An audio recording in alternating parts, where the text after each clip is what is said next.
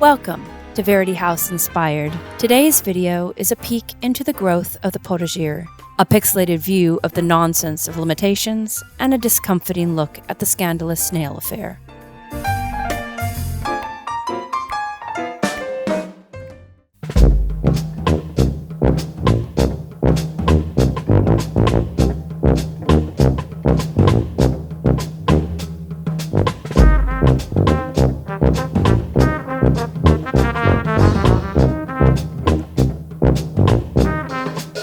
If it is, as has been supposed, variety, which is the very spice of life, and which gives it all its flavor, then the Pixies Potager hits all the right notes and tickles all the senses.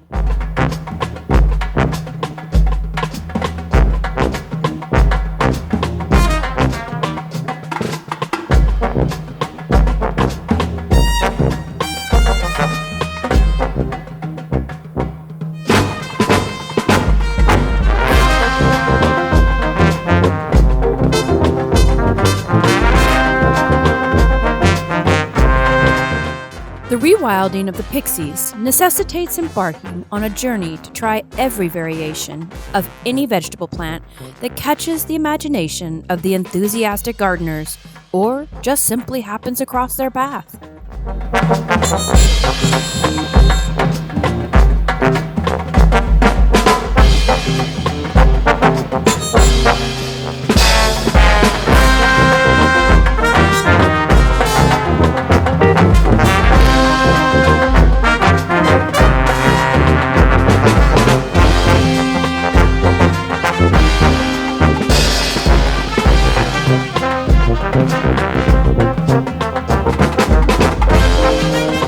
It is to this end that I am beginning to suspect the word has gone out across the vegetable kingdom to loiter forlornly in the places most traversed by the Pixies, thereby practically guaranteeing you will be benevolently scooped up and given a proper home within their enchanted realm and under their diligent care. While there have been some well-meaning suggestions that there is limited real estate available within the potager, these outrageous insinuations have been quickly met with disbelieving stares of horror before the potager somehow expands its capacity and welcomes more botanically inclined residents. It has been gently but firmly communicated that there will be no more nonsensical talk of limitations as pertains to the potager unless she herself imposes them. So, clustered tomato plants converse pleasantly with a lone pepper plant, which, incidentally, no one even remembers placing in their midst. Baby beans timidly poke their heads above the soil, while both red and golden beets grow at curiously diverse intervals.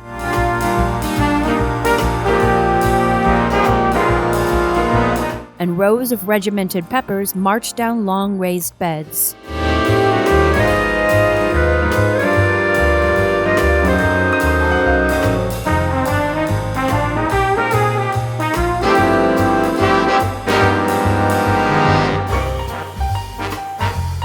Peas grasp the fence next to pumpkin and acorn squash vines.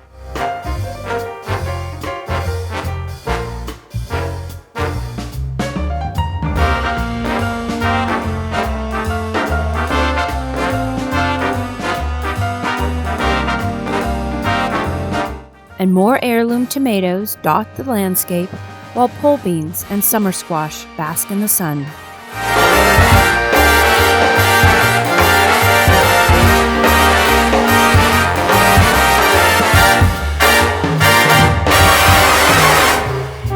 A row of fruit trees, all who have been properly named, are happily showing off their new growth at this time, and all is tranquil in the potager.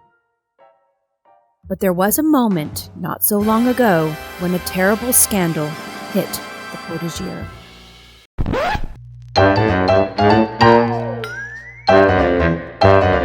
It all began with the construction of slug pubs, which were introduced in an attempt to reduce the population of snails in the garden, particularly around the summer squash, who were a favorite target for the slimy characters. critters great and small came out to view the arrival of the pubs, really dishes filled with beer, with a disapproving eye. It seemed the neighborhood was really going downhill.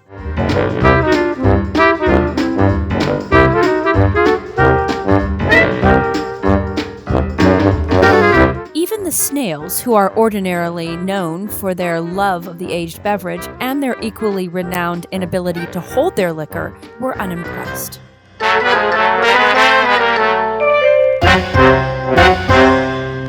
It was when the Pixies discovered that the true intentions of the pubs were not simply to provide innocent neighborhood watering holes for thirsty snails of dubious virtue, but rather were death traps. They were, after all, munching happily on our tender little plants. Two horrified Pixies immediately disposed of the evil institutions and declared the Potager a dry county, while implementing an active snail relocation and rehabilitation program. As Abraham Lincoln so eloquently pointed out, mercy bears richer fruits than strict justice. A philosophy even snails can appreciate and pixies approve of. With the drama resolved, life continued on in the Potager, and I know it will come as a complete surprise that more tomatoes and peppers were welcomed into the little community.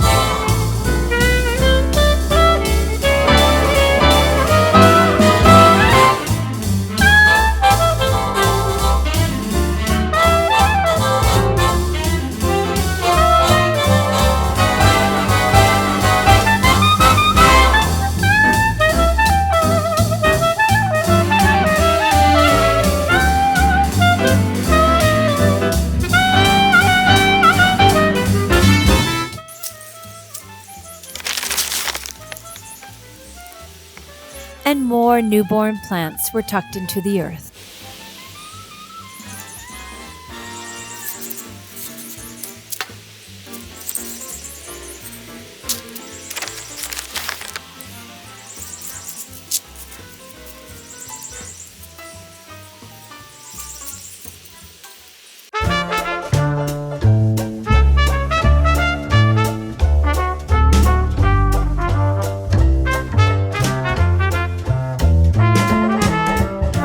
The Pixies tend to all their leafy folk with diligence, listening to nature, observing her patterns, and nurturing their growing realm.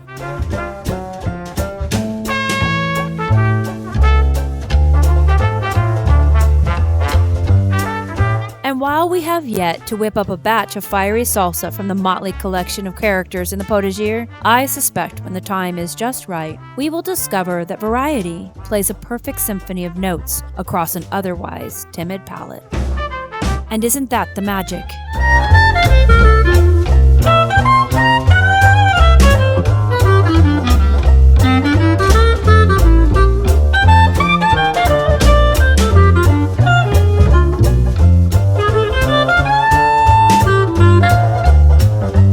As Leonardo da Vinci said, "To such an extent does nature delight and abound in variety, that among her trees there is not one plant to be found which is exactly like another, and not only among the plants, but among the boughs, the leaves, and the fruits, you will not find one which is exactly similar to another."